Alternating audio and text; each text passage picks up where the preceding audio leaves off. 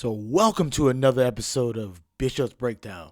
This is episode 8, and it's going to be a banger. We got NFL injuries, the NBA Cup, we got Raw, SmackDown, Saturday night's main event, which included John Cena's final match ever. And then in the Elephant in the Room segment, I'm going to talk about Sherrone Moore and all the craziness that happened last week and continues on today. And we also talk power rankings of the NBA, NFL, the NBA MVP watch, and I'll give you a little Raw preview for tonight's show on Netflix. So let's get into it and, break it down. So let's begin this talking Monday Night Football. The Eagles take on the Chargers. I don't know what happened in this game, but maybe they were binge watching the Diddy documentary or watching some Stranger Things on Netflix. But 6 turnovers in the first half combined, it felt like nobody wanted to win. I mean, you had Jalen Hurts throwing interceptions like he was playing for the Chargers. Like he could only find Chargers cornerbacks and safeties. He just, I don't know what was going through his head, but it was not a good look. And the key play of the overtime for Hurts, he tried to clutch it and thread the needle, and he did what he'd been doing all game long. And he found a receiver. Just the crazy part is they didn't play for his team. So he throws an interception, 4 in total, to end the game. Honestly, he was the best LA Charger player on the field. Ironically, both the Eagles and the Chiefs, which is the Super Bowl, the matchup from last year, both got embarrassed on primetime TV. Hurts' QBR was 31.3. And if he would have spiked the ball every single time instead of throwing it, he would have had a better QBR with 39.6. Now that's a wild stat, for real. So let's go to Monday Night Raw, which will take place live from Kansas City, live on Netflix. Come on, Netflix. Help a brother out. Gunther says he's basically going to murder John Cena. Shocker. He's going to make him give up. So we'll get to that later in the show. So Io Sky took on Kairi Sane in a typical Io match. So whatever. And then the tag team title match, you had AJ Styles and Dragon Lee defending against the War Raiders. That was a brutal match. The War Raiders always bring it, but high flying at the same time. So I love the storytelling by the two teams. And I also love the tag team of AJ Styles and Dragon Lee. They really complement each other very well, especially even with their entrance. Dragon Lee comes out and he gets on one knee, and then boom, AJ's music hits. He comes up behind him, does his little stick. Like, it's dope. It's really dope. And I love it for AJ Styles because he can be focused and showcased every single week like he deserves. I know he said next year is going to be his final in-ring, year. So I'm just glad. And then the Usos comes out with the New Day, and they had history. So the Usos said, I want to claim the tag teams, and if I have to go through the New Day, that's what we're gonna do. So banger written all over it because their history is deep, very deep. Then you got Rey Mysterio coming out to face Finn Balor in a match, but it never got started because Logan Paul came out and interfered with the entrance and attacked Rey Mysterio after the slap that Rey Mysterio gave to him the week before. And then before it got any crazier with the masked man trying to murder Rey Mysterio, LA Knight made the save to help Rey Mysterio because Logan Paul was trying to murder the man. So LA Knight, came out and, it set up for the main event, LA Knight versus Logan Paul. Typical Knight match. I don't care what anyone says, but Logan Paul can go. He gets better every single time he wrestles. I mean, I don't like the guy personally, but that's his job. So clearly he's really good at his job because he has one of those faces that you look at him and you're like, man, come on, bro. I want to slap the you-know-what out of his face. But Typical ending, the masked guy comes out and curb stomps LA Knight, so you think it's Seth Rollins, but he did it on the announce table, which looked brutal. Throws him to the back of the ring. Logan Paul gets up on top rope and does a frog splash for the 1, 2, 3. And then we got another fantastic promo by Braun Breaker saying he wants to beat the old man CM Punk. But not this one, not this current iteration of CM Punk. He wants the old CM Punk, the Money in the Bank CM Punk, the pipe bomb CM Punk. But my favorite line from his promo was, I'll Braun break you, and I'm going to take your World Heavyweight Title Championship from you. And hell, you know what? While I'm at it, I might as well take your wife too. Here's a moment of silence for CM Punk's and AJ Lee's dog, Larry. He passed away last week. I just want to give all the prayers and all the thoughts to both of them because that was their child. And I'm sorry for their loss. And yeah, I feel bad. Sorry, CM Punk. Sorry, AJ Lee. But it'll get better. I promise you. So after the promo, Logan and Bronson Reed kept beating up LA Knight. And he kept getting up. So the show ended with, you guessed it, a tsunami on LA Knight on top of the car backstage. Still no reveal of the Masked Man. But maybe next week. But I'm assuming they're going to wait till a big PLE to unmask this man. And you're going to be like, oh my gosh, it's blah, blah, blah. Or they just going to forget about it. Or it's going to suck. I have no faith in WWE at this point after Saturday night's main event, which I'll get to later. No faith, no direction, just blah, blah, blah. Don't just ignore the fact that we set something up that's going to be crazy, but it turns out to be a dud, a fizzle, you know what I'm saying? So we'll see, though. Now on to WWE's Friday Night SmackDown. I'm going to be real quick with this SmackDown recap because in all reality, it sucked. I mean, I know it was a setup for the next night, Saturday night's main event, but what? Like, seriously. So you had another U.S. title open challenge, but we already knew what the match was going to be. It was Ilya Dragunov versus Tommaso Ciampa. And shocker, Ciampa loses. Ilya Dragunov retains his title. And so whatever match. So moving on to the next thing. Then you had the Terror Twins, Rhea and Priest, taking on Selena Vega and Aleister Black in a tag team match, which I wanted Black and Vega to win, but WWE said, don't worry about what you want. This is what you get. You got the Terror Twins winning this match. So what do we go from here? Stupid. If you ask me, stupid. Then you got Obi Femi face off against Cody Rhodes, saying that he's the present and the future. And Cody Rhodes better strap his boots tight because the ruler is coming to dominate you on Saturday night's main event. So moving on to Saturday night's main event and going into the opening match. You had Obi Femi taking on Cody Rhodes. Now this match was great. A banger.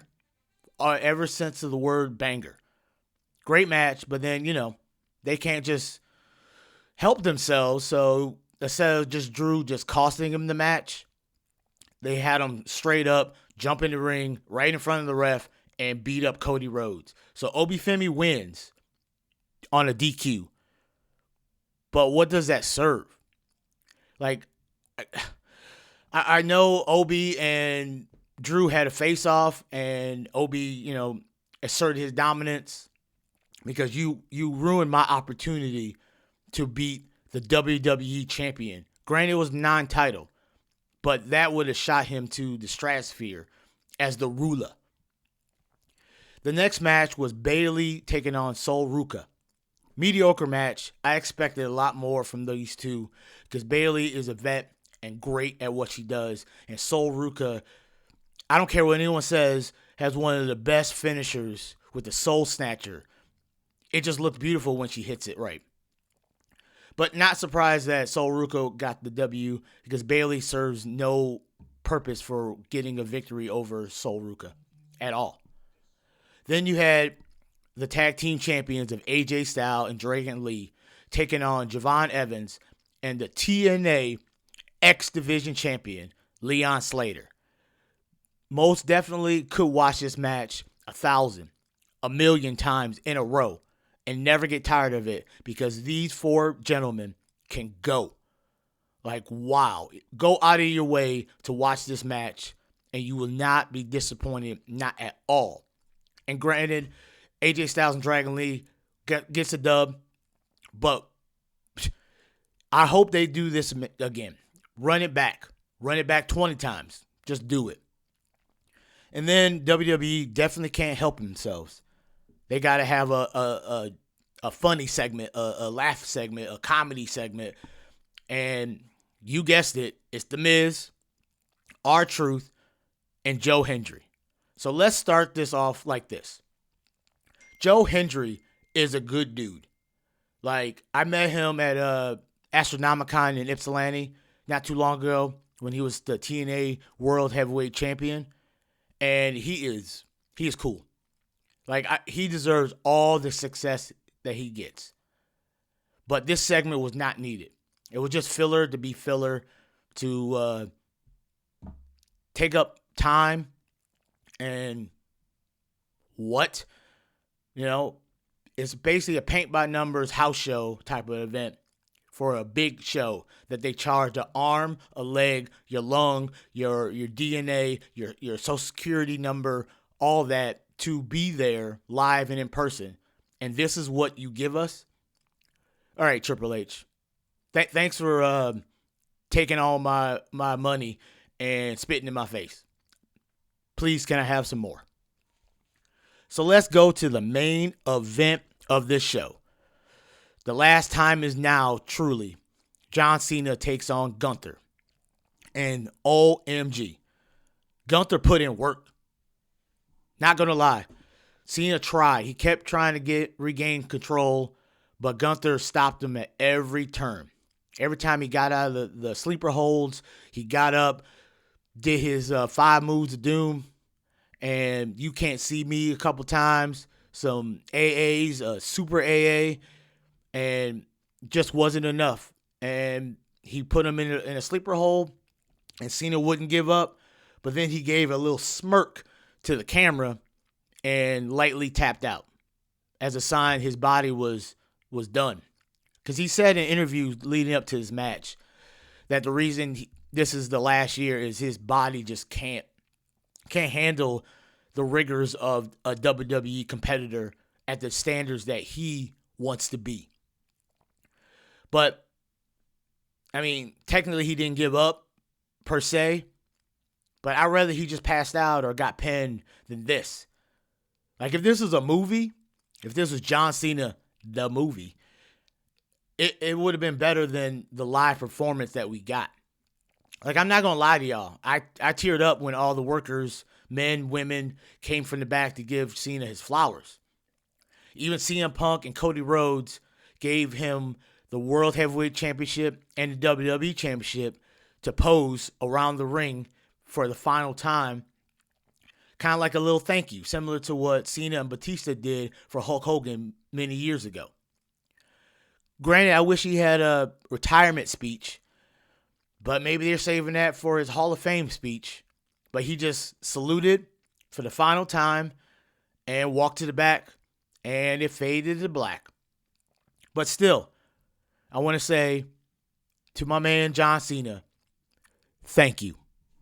Thank you for the 20 years of great moments, cringy moments, and for giving me all the entertainment and all the joy and all the sadness that you have brought to the table all these 20 years. Like, you are the GOAT, and I wish you the best in your future endeavors. But my big question coming from Saturday night's main event, what's next for Gunther? Right now, if you haven't seen, there's videos of him trying to leave the building, and fans are trying to get to him because they hate him that much. So he's the biggest heel, not just in WWE, but all of professional wrestling. So what's important is what WWE does next. I mean, we can all look at what happened after Roman Reigns defeated Undertaker at WrestleMania. They did nothing. I mean, that night where he comes out and talks, and the crowd will not let him speak a word. And he has that smirk on his face like, yeah, but I still beat him, though. I'm the dog. This is my yard now. But it fizzled out, too. They even did the same thing with Gunther when he beat Goldberg. They barely mention this, and then when they do, it's just a passing comment like a fart in the elevator. You know it's there. You smell it, but you don't see it. So, but I guess we'll see. We'll see. So let's move to the Week 15 of the NFL recap. And I want to start with what I want to call the ACL bug. Micah Parsons and Patrick Mahomes both tore their ACLs. Like, the Packers were looking up, and they lose Micah Parsons. And then the Chiefs, I mean, they look bad, but damn, Patrick Mahomes tears his ACL. Hopefully, he'll be back next season, but he's done this year. And other big injuries, he had Christian Watson, the wide receiver for the Green Bay Packers, seems to broke his collarbone on the errant throw that he tried to get but landed on his shoulder. So it looks he probably broke his collarbone. Then speaking of Packers, you got former Packer Devontae Adams, who is currently the wide receiver for the LA Rams, seems to hurt his hamstring. So hopefully it's not as serious as it looked, but because the Rams are going to need him. And Puka also went down too, so that's their two top wide receivers that they need for the playoffs. But speaking of the Chiefs, they got eliminated from the playoffs. Yes, I said that right. The Kansas City Chiefs will not make the playoffs. That is something a lot of people never saw coming, but the end is near. But Josh Allen won't have to go through Patrick and them in the playoffs, and that was his kryptonite. So his time might be now. They beat the Patriots at Gillette Stadium with a statement game. The Bears, he keep rolling. They beat the Browns. Shedeur Sanders looked like a rookie. So I don't know why people are like, oh my God, he's a rookie. He's going to have those games, and it just happened to be this week. And for some reason, the Bengals look even worse than they have all year. They put up, let's count. 0. They put up 0. They didn't score. They didn't kick field goals. They didn't score touchdowns. They had a goose egg, a big old nothing. And the Ravens did that to them. And I don't know what to say. Joe Burrows, he didn't play. But I'm sorry, fella. Not looking good for your future. And the Detroit Lions. Come on, bro. Why can't you win back-to-back games? It's been weeks and weeks since they won back-to-back games. And they lost to the Rams, which they still have a chance to win or get to the playoffs. But that looked like a terrible. Like they were up a couple touchdowns, and they let Matt Stafford and Puka and Devontae and Kyron Williams and my man Blake Corum to put in work. But damn, Lions, you can't do this no more. You can't win one, lose one, win one, lose one. You got to put some victories together this late in the season, or you're going to be at home watching the playoffs like me. And then the Packers lose not only to the Broncos, but they lost two key players, as I stated earlier. So it's not looking good. Even if they make the playoffs without Micah Parsons, without Christian Watson, I don't see them coming out of the NFC and making a Super Bowl run. Not this year. Not this year, Jordan Love. And then you had old man winner, 44-year-old Phillip Rivers making his season debut, coming off the couch. And he did what he had to do. He led him to a late field goal with like 45 seconds left of the game. And Sam Darnold and the Seahawks decided they wanted to do a last-minute drive and seal the victory with a last-second field goal. That's how the cookie crumbles, I guess. But Phillip Rivers, I see you, bro. You give me hope that it's never too late. It's never too late. And then guess what? Newsflash, the Cowboys lost again. Now to the Vikings. And they were at home. So now they got like a 1% chance to make the playoffs. Meaning that the Philadelphia Eagles have to lose all the rest of the games, the last 3 weeks. And the Cowboys have to win all 3 games. So good luck with that, Jerry Jones. I don't see it happening. But hey, crazier things have happened. That's why they play the games. So let's give a little shout out to the new Heisman Trophy winner, the Indiana Hoosiers quarterback, Fernando Mendoza. And the runner-up gets the Boo Award, Vandy's QB Diego Pavia. Spoil sport, if I ever asked for one. Like, if you want to see what a spoil sport looks like, look up a video of what he said after the ceremony. F the voters? Really, bruh? Like, you lost, and he just was a little bit better than you, and his team is on the precipice of going to win a national championship if they can get through this playoffs. So here is my favorite segment of the week. Elephant in the room. Whew. Let's talk Coach Sherrone Moore, the former head coach of the Michigan Wolverines. A man that got arrested for, I don't know, trying to do harm to his mistress at her apartment. Wild stuff, if you ask me. But here's a nugget of information. The apartment that he broke into happens to be right next door to where I work, which is wild. So we had news everywhere for a couple days. Like, wow. I've never been this close to a situation that you tune to ESPN, Fox News, all over the internet, all over every podcast, every sports podcast, every single YouTube video, every personality that has anything to do with sports talking about it. But Sherrone, what the heck are you doing? You threw millions of dollars away. You threw your family away for a piece of booty. Like, what were you thinking? Clearly you weren't. And this is not just affecting you. This is not just affecting your family, but this is affecting the Michigan Wolverines family, the football team, the school, the kids that you were trusted with from their parents to take care of, to show them, to teach them how to be men, to show them how to live the life of a champion. And you're out there, Instagramming OF fan girls, and it's so frustrating. Like, I don't know what you were trying to do.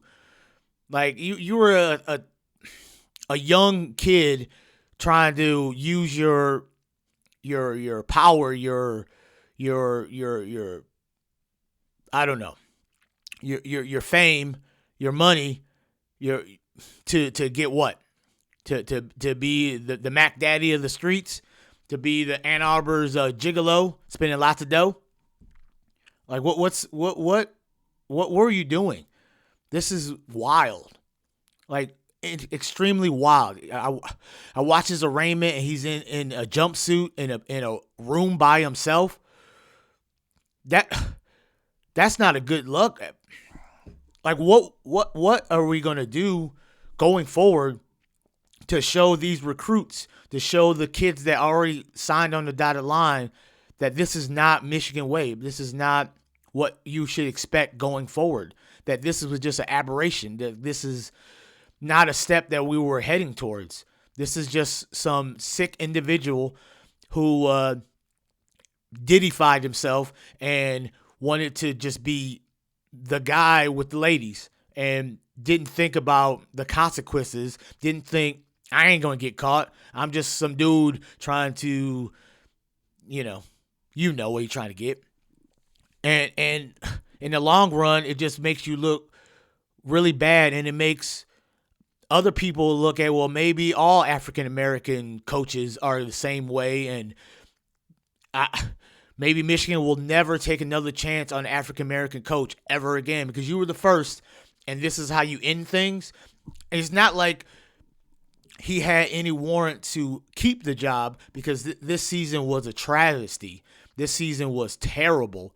So with that being said, now you have this legal trouble. You got this real life drama that you brought to the school that you should be grateful and loving towards and want to represent not only the state of Michigan, but the city of Ann Arbor and the University of Michigan Wolverines and the college students and these kids some gratitude, something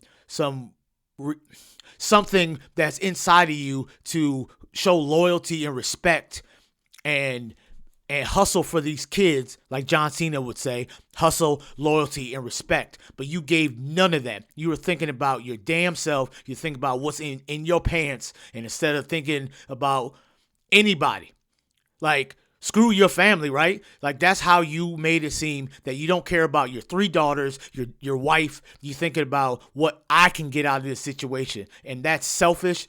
And you deserve everything that's coming towards you because you put yourself in this situation and no one made you do this at all.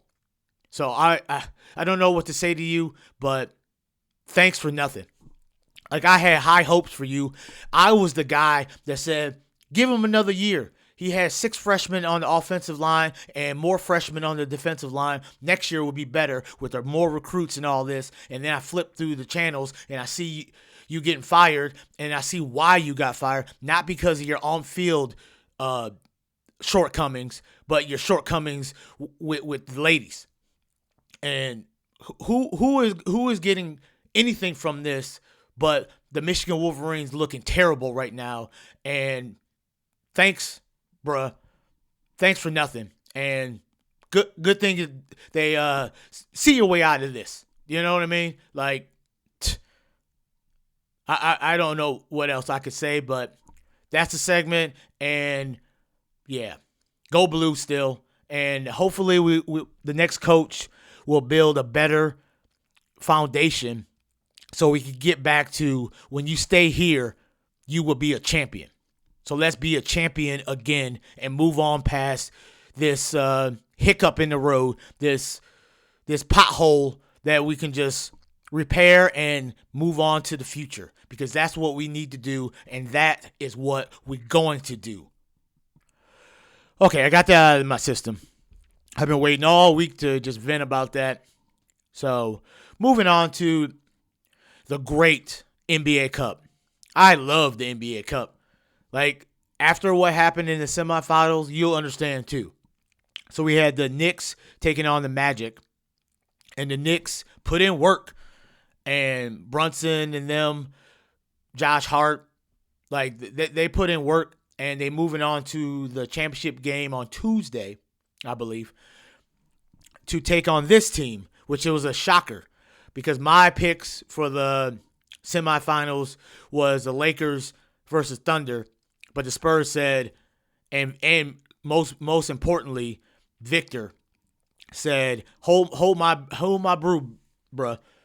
And they not only took out the Lakers, but they took out the Oklahoma City Thunder, who was on a 16-game win streak going into this game. And Victor said, I am not letting this game get out of hand. I'm going to do whatever I can to seal the W, and that's what they did. So now it will be the San Antonio Spurs taking on the New York Knicks in the NBA Cup championship game live from Las Vegas. And my pick from these two teams is definitely the San Antonio Spurs. And Victor will get, I think they give an MVP trophy for this. He deserves it. So give it to him. And hopefully they can use this win to catapult them into the playoffs later this year. And, maybe they'll make noise. I live in reality, and I don't think they're going to be the world champions. But I think nobody wants to see Victor and the San Antonio Spurs in a 7-game series. That's for sure. So maybe, throw this out here just for, too early to tell. But NBA Finals, San Antonio Spurs versus Detroit Pistons. And Detroit Pistons in 6. Pistons in 6. So let's move on to the NFL ranking as of now. Start off with the Buffalo Bills and Josh Allen, who right now he's my favorite to win back-to-back MVPs. Just putting in work, doing what they need to do, and with the Chiefs being out and maybe the Ravens as well, it seems like it might go through Buffalo for the playoffs. Then you got Chicago Bears putting in work, doing what they need to do. I mean, granted, they had to play the Browns, but like I've always said, you only play who's in front of you. It's not like they're doing pickup games and picking the weakest teams. I see you, OSU. But the Bears are looking good, and Caleb Williams is looking like he's not missing a beat, and he's just getting better every single week. I don't know if you've seen it, but he thread this this throw right in the end zone that was surrounded by Browns defensive players, and he threaded the needle right where he needed to go, right to his receiver for a touchdown. Impressive. Then you got Seattle Seahawks led by Sam Darnold. They looking good. They doing their thing right now, and the LA Rams. Granted, they might have lost their 2 wide receivers, but hopefully these injuries aren't a lot or a long-term effects, and they'll be back in time for the playoffs, or hopefully right before the playoffs, so they can any rust that they might have will be not used during the playoff run. And the Philadelphia Eagles. Granted, they played the Raiders, but again, you play who's in front of you, and they put up points and that gave up points. That's that's a recipe for a victory in any league, especially the NFL. Well, here's the NBA rankings. You got the OKC Thunder. Granted, they lost the semifinals game to the Spurs. But with that loss, they're still 24-2, leading the entire NBA on the number 1 seed overall. Then you got the Eastern Conference number 1 seed currently, the Detroit Pistons, who are 20-5. Then 2 more West Coast teams. You got the Denver Nuggets, who are 18-6, and the LA Lakers, who are 18-7. Granted, they lost to the Spurs, but they're still 18-7. So those are your top 4 teams in the NBA currently. So let's move to the MVP of the NBA watch list. I start off with Nikola Jokic. Here's some Jokic numbers.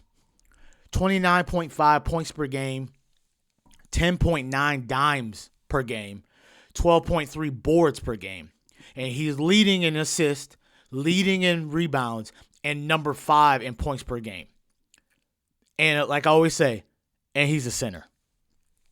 Then you got Luka Doncic of the LA Lakers, averaging 34.7 points per game, leading in points per game, and 8.8 dimes per game. Doing it big. Doing it big for the Lakers. And they looking like they could be the favorites come playoff time. Then you got Sha, the reigning MVP, averaging 32.4 points per game, and his team's the number 1 seed of all the NBA. Then you got my man Cade Cunningham of the Detroit Pistons, averaging 26.9 points per game, also doing 9.1 dimes a game. So not only is he scoring, but he's helping his team score too, which is a great teammate to have. So here's the preview of Raw, Monday Night Raw on Netflix. You got CM Punk returning, probably to address Braun Breaker and their upcoming match next month. Ray is taking on Logan Paul, and the Usos versus the New Day. Probably setting up to the victors of this match will face AJ Styles and Dragon Lee for the tag team championships. Then you got Maxine Dupree taking on Ivy Now for the women's IC championship. After all the vignettes that Maxine had with Natty, how she finally made her tap out, looking all fierce, looking rockiness, from the movie Rocky and Sly and all them. So I don't see Ivy Now winning this, and I hope Maxine shows what she learned and takes out Ivy Now, no problem. Because if it's I barely won, then those vignettes meant nothing. Why even show that she's better and she barely wins? No offense to Ivy Now, because she's a really good wrestler. But the story they're trying to say or show, Maxine needs to not really dominate this match, but show that she's not a fish out of water. And then you're going to have a segment. You have to have a segment, right? Of Gunther appearing after making John Cena tap out. I'm hoping for a t-shirt that says, "I tapped out John Cena," because I'll buy that shirt.